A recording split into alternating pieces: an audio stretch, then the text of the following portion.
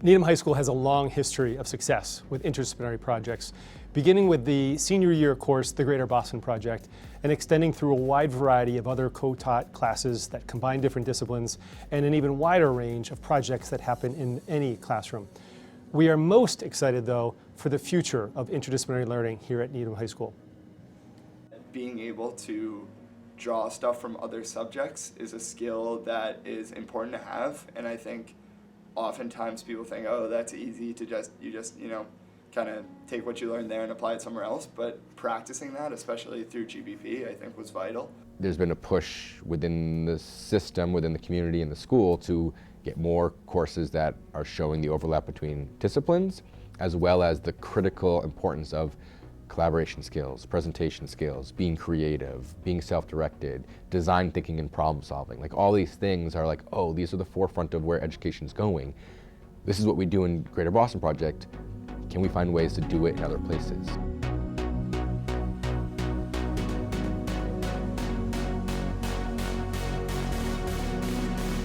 Our first project, we created a sustainable farm at Needham High.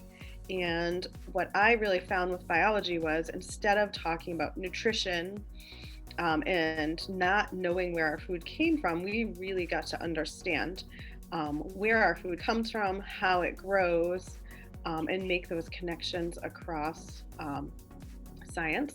We also even had conversations about how some of the historical societies really had scientists. And through observation and looking at patterns, they figured out how to make their crops grow effectively. And some of those are the crops we eat today. I'm Mr. Buxton. I'm the math teacher in the program. And what I really liked about the farming project was the opportunity to apply the graphs, tables, and equations that we would learn anyway in a Math 9 curriculum to the certain context in terms of making a business decision about how much of each of the different crops we're going to plant and what the constraints were, and keeping all of the math that we regularly do sort of in the context of something that the kids can apply it to.